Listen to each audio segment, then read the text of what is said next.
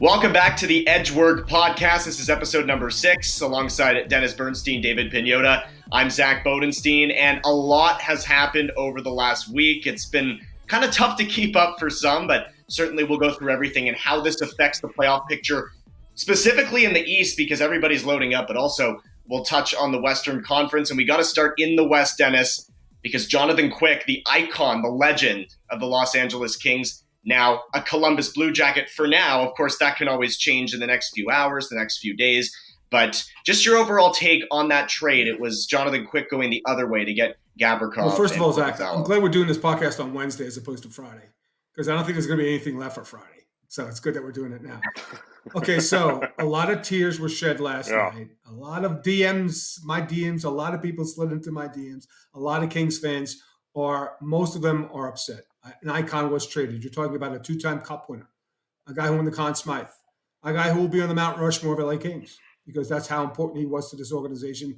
A warrior, a guy you want to go to battle with. That's his mentality, is why not only his performance, but his mentality. And he was a guy of few words, as Dave will testify to. But he was beloved by this fan base. And it's a sad day. It is. It's tough because, again, you want to go out on your own terms. And I put it to Kings fans, would it be better if the season ended, he was still here and didn't sign a contract and went to play somewhere else? Well, it's basically the same thing. Now, if he gets flipped around to another team and he comes back to the Pacific, that's another story. But here's the deal. Right? And I wrote a column for the fourth period earlier this week. It's a matter of not cost, but trust. Right? Rob Blake did not trust that the team he had prior to the Winnipeg game was going to go deep in the playoffs. I think he has more trust now because Gavrikov's an improvement on the left side, Korpisaloo, and you can talk about his save percentage and his goals against. But when you look at Jonathan Quick, the one sad part for me, Zach, is that the last game he played as a King, he was pulled at MSG in his metro area New York home against the Rangers. Will he help another team? I don't know. Right. But it was an impactful trade. But if you take the emotion out of it, and it's great as reporters that we're not emotionally attached to teams, it was a good trade for the LA Kings. It was. And just some backs. And by the way, just so everybody knows, I'm on this thing. I'm going to be on here a lot throughout the course of this podcast, as a lot of stuff goes down here. And a couple quick things on Quick. One, he's a Vegas Golden Knight. They're in the process of finalizing that agreement. There's a few logistical things that need to be finalized. I put that out earlier today, and it's now coming to fruition. So Vegas getting Jonathan Quick, and a little bit of familiarity there. First of all, it's closer to home. You have Alec Martinez and Brady McNabb, two guys that are buddies with Quick and that played with him in LA. So there's a little bit of familiarity there. The other part of this, Quick wants to keep playing. He talked to the Kings about a 2-year extension, and it just wasn't in the cards. And to Dennis's point, he wanted to keep playing. He wants to play 1 or 2 more seasons. I mean, it seems like 2 because he asked for a 2-year deal. And it just wasn't there. Now, did I expect Rob Blake to flip the script and trade him? No. But here we are. And to Dennis's point, take the emotion out of it. It's the right move for the LA Kings. Jonathan Quick, with all due respect, and I love the guy, just wasn't having a good season. So, I mean, he's pissed off now. So watch him be dynamite for the Vegas Golden Knights when all this goes down. And it'll be a hell of a round 2 matchup if these two teams do meet up in the second round, maybe even the first. But this was a deal that I think the Kings needed to make. They were in on Jakob Chychrun. I know we're getting to him in a second. They had a very, I was told, quote, lucrative offer on the table for Jakob Chychrun. And didn't happen. They took too long. The Kings had to go in a different direction. They get Gavrikov. I think it's a great ad for their back end. Korpisaloo, different environment, could probably do better. But, I mean, it's Copley's net now. That's and clear. One thing, Zach, so that was going to be my fault. About the extension intel, I asked Rob about that in the Zoom call that we had with him earlier today. And he said that they had a conversation, the Kings, with Quick and his reps probably last summer, but nothing recently, which tells you that they weren't interested in bringing him back. And so like a worse scenario would have been if they waived him. Right? So it's degrees. I think it's more embarrassing for a guy to be waived, not claim. And then what do? Like you play him in Ontario? Is that what you do? So it's the best situation. Plus, as Dave mentioned, the timing of this, and Rob mentioned this as well. They had to move on this now. There were other offers, obviously, for Gavrikov. It wasn't going to work out with Chychrun, so they had to make the trade as soon as the game was over last night. And it was upsetting, and it was sudden, and I'm sure that was a very, very painful ride home. I'm sure there were a lot of beers on that flight, if they still allow beers on flights. But that's the backstory to why it's spun out to where we are right now.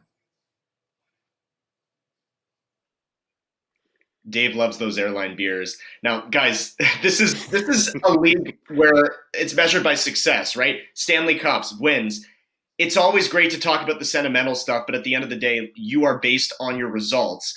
Jonathan Quick was not getting those results. So this makes sense. Now, let's see if he can go revenge mode, beast mode as a Vegas Golden Knight. And first of all, get the opportunity to get the crease quite a bit because Logan Thompson's out. Aiden Hill's been good. Who knows how long Brossoit will be out. So he might have some opportunities here to jump in goal. Dave, you mentioned you think it's Copley's net. And Dennis, I'm wondering, because you're around the team, how do you see the goaltending situation playing out now? They bring in Korpisaloo, who had a .911 save percentage in Columbus. Copley got the win yesterday. It wasn't his best game, but he got the win. So how do you see that playing out in the LA net? With 20 games left, it would have been, the rotation would have been, if they stayed pat, would have been probably 13 Copley, 7 Quick. I assume it probably starts there. And if Korpisaloo plays better, maybe you have a 50-50 split. And then maybe the last 10 games of the season, these two guys are playing for game one in the playoffs. Because I assume the Kings going to make the playoffs. Calgary keeps going backwards, keeps losing games in overtime, whatever. So I think it's a wait-and-see situation. So I think there's a level of trust in Copley. He could still win games. And he did win the game last night, even though he didn't play great. But you want another option here, and this is going to be the option. So, look, conceivably, could Korpisaloo be the guy in game one and after the Kings? He could be, but he'd have to do a lot of work in the last 20 games. He would have to be clear-cut better than Copley. I'm not sure he's going to get that many opportunities to prove it. And that's the latest on Jonathan Quick, who now seemingly is a Vegas Golden Knight, the arch rival or one of the arch rivals of the LA Kings. So that'll certainly be interesting to see how that plays out. Now, Gavrikov is a member of the LA Kings, of course, filling a hole in the left side. They were in on Jakob Chychrun through it all. Jakob Chychrun is still a Coyote. Dave, what's the latest on Jakob Chychrun? Yeah, it's a little quieter today. I think a lot of teams are circling around trying to figure out exactly what they can do. I think the Coyotes certainly are in this regard now that LA is presumably out of the mix unless their package changes because it included a first-round pick this summer. I can tell you that two teams, Carolina as of this afternoon, still in on it. Still in the mix for Jakob Chychrun.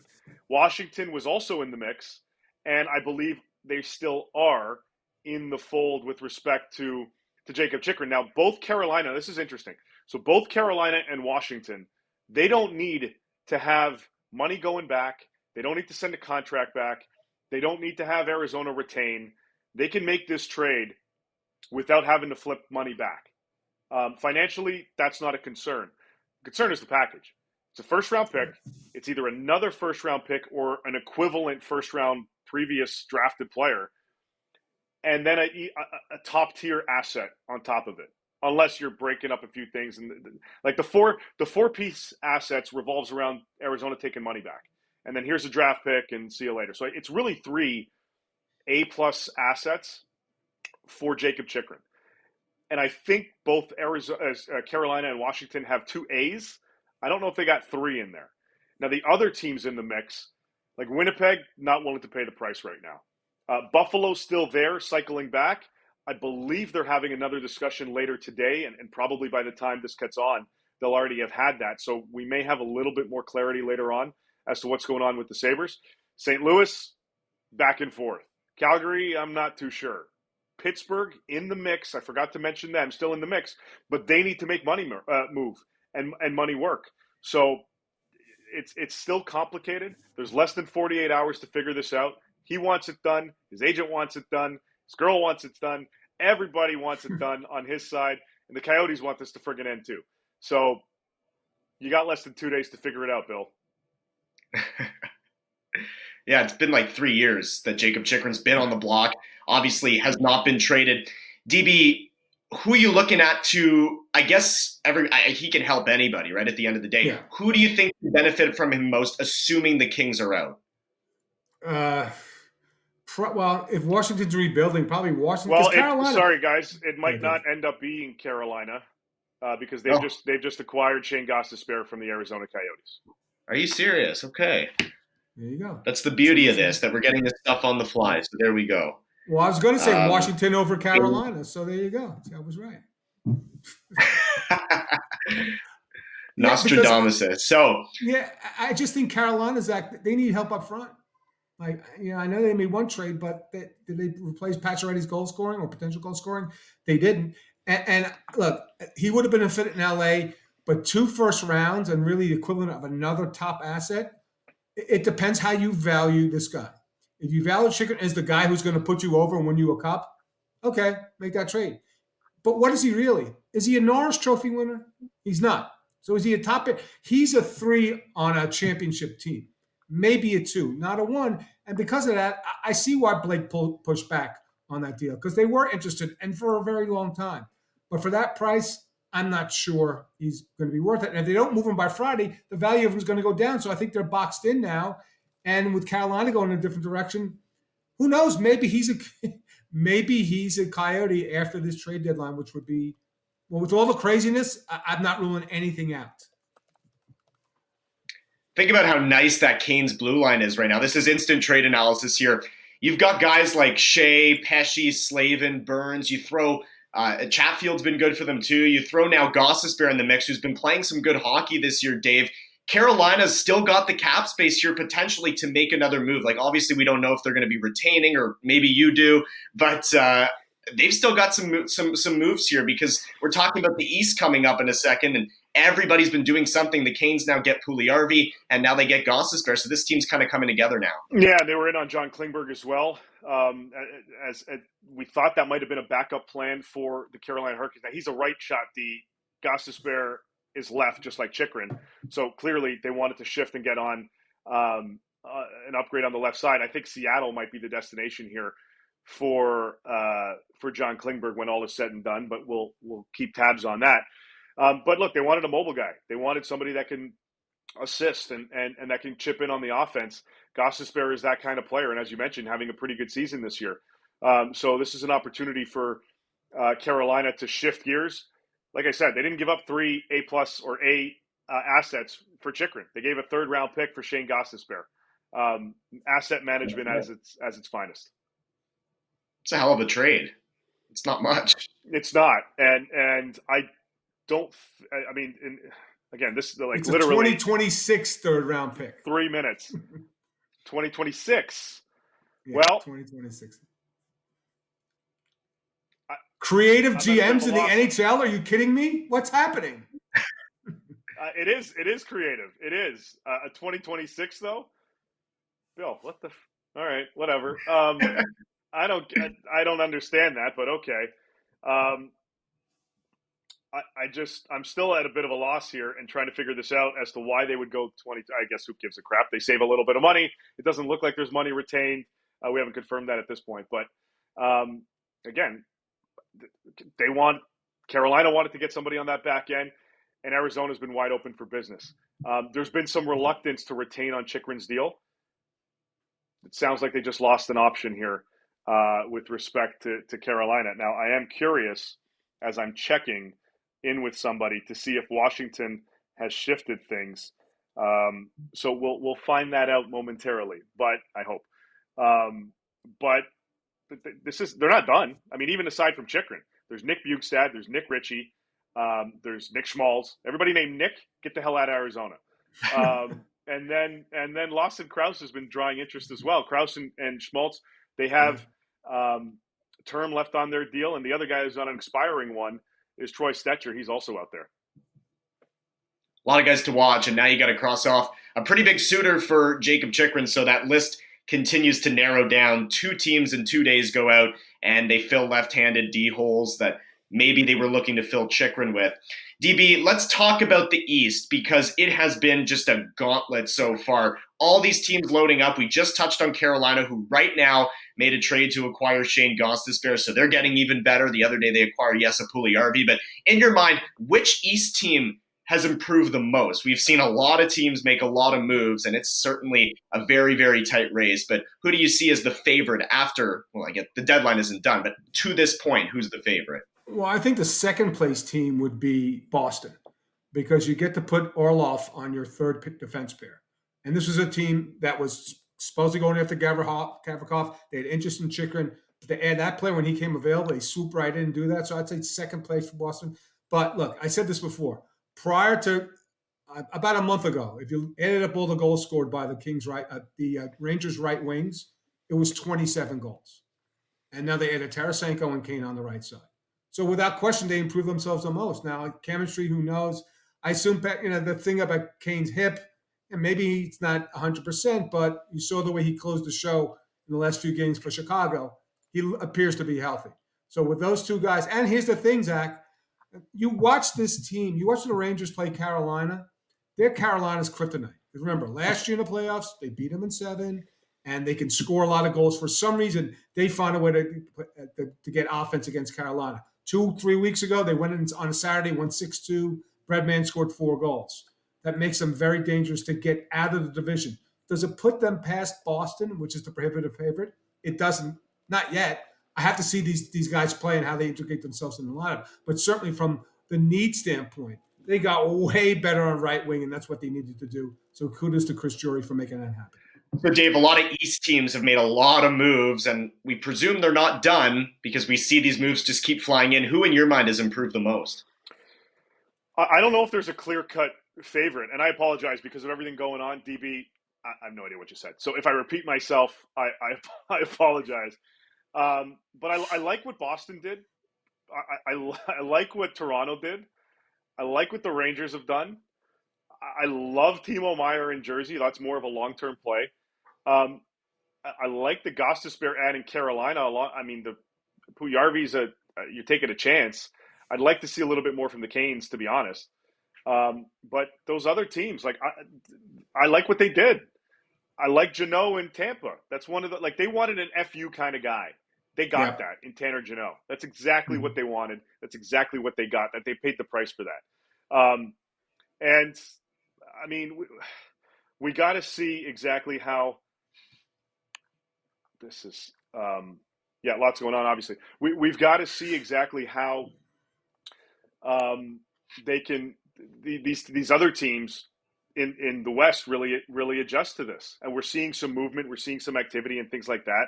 The Hronek trade's pretty significant from Vancouver's side of things because they're trying to shore up their decor, and they've been doing that, looking to do that for a while. And they had the extra first round pick to get that out, but I'm not sure there's a clear cut in the West right now. East is just a freaking powerhouse, and everybody knows it. That leads us to our point about the West, because we are talking about the East loading up. The West, not so much. DB, is there one team that's just one move away? We know the Kings made that trade yesterday, but it seems like Dallas is due. It seems like Vegas, beyond quick, can make an ad.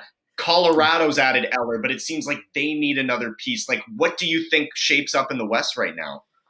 Well, the Echo move for Edmonton's really big for them. Now, but there's a question there because now they lost a quarterback on power play 1 and Tyson Berry, and he's loved in that room. So then the question of chemistry, but Ekholm's a warrior. He's been to a cup final. He should fit well and fill a need. So, and if you can take away a little offense from Edmonton, I don't think it hurts them. I think the big moves, Zach, and you mentioned this team, Lars Eller isn't a 2C, right? But he just might be the 2C they need on this team because he's better than Comfer and he's better than Newhook. So it gives them more depth down the middle. That's the one thing that I said. I said, even if Colorado got fully healthy, they never replaced Naz Kadri. Now, Lars Eller is not a replacement for Naz Kadri, but he's a quality guy that can play defense, take face-offs, and might be the type of center they need to put them over, assuming everybody comes back healthy, which is still a big assumption for Colorado. But I think that makes them more dangerous to repeat. Not Naz Kadri, but a need that they had to address, and they've done that in Denver. Dave, what are you looking at in the West right now? Who needs to step up and make a big move? I want to see what Dallas ends up doing, quite frankly. And Vegas outside of Quick. I mean, they still got to move somebody up front and get somebody in there up front. So, like with the Dallas Stars, I like the Dadonov addition, but I want to see more out of Dallas, quite frankly. Like I think there's more to be had because I think there's an opportunity to pounce. I know Winnipeg's looking around, but as I mentioned earlier, they weren't paying a premium for Jakob Chychrun unless that price drops. I don't see it. So I'd like to see more out of Dallas, and I'd like to see a little bit more out of Vegas here. And you know what? I wouldn't be surprised if LA looks at a mid-6 kind of guy as well. I don't think they're done. Yeah. I think there's a little bit more coming out of LA. Yeah, certainly the opportunity there to go out and get somebody else. They cleared some cap space with that Jonathan Quick move. As controversial as some Kings fans think it would be, DB, they did get better from that deal. They still have an opportunity to add to this team. And DB, it does seem like the West is that kind of conference. We'll be talking about this for weeks, where somebody really is one big move away. The Kings have made one of the biggest moves so far. Of course, we talked about Mattias Ekholm, but in your mind, what do you want to see the Kings go do beyond that with that added cap space? Maybe add a bottom 6 guy who's more responsible defensively. And they talk about the goaltending and anything on the left side, but they're not. It's funny, Zach. They went from a really solid defensive team last year to not such a team that is they're scoring to win, not playing to win, and that's one of the things. So when you see games like last night in Winnipeg, that's what was happening 20 games into the season, where they weren't buying into the system, and they had heard so many times in the offseason about this team can't score, they don't have enough offense. Well, they finally have the weapons to score, but they have to be a little bit more responsible defensively. So maybe a 3C, you can move Blake Lizotte, who's had a solid season, down to a 4C. Maybe Kupari comes out. So just I think a bottom 6 forward. Now the good news is Trevor Moore, who's been out, he was out for about a month, concussion issue. It kind of resurfaced here in the last couple of days. His absence isn't supposed to be long-term, so they're probably not looking for the wing. If they do add, it would be a bottom 6 player with a little bit more defensive responsibility, a little bit more bite. And I think that's the final add. I don't think they're going to swing big again. This is the big swing that they took that Rob Blake feel they needed to do. Yeah, there always seems to be a market for those bottom 6 forwards. We've seen a bunch of them moved already, and I'm sure a bunch will get moved again. We also have a trade deadline show coming on Friday on the Hammer HQ. It's hosted by Zach Phillips. It'll be live 2 p.m. Eastern on Friday, just an hour before that final bell, and everybody has to put their pencils down and say goodbye to the trade season. Guys, it's been fun. This is our last show before that deadline. I'm sure next week we're going to talk a lot about these trades and talk about that march to the playoffs, pun intended, as we get down the stretch. So for Dennis Bernstein, David Pagnotta, I'm Zack Bodenstein. Thanks for listening to the Edgework Podcast, and we will see you next week.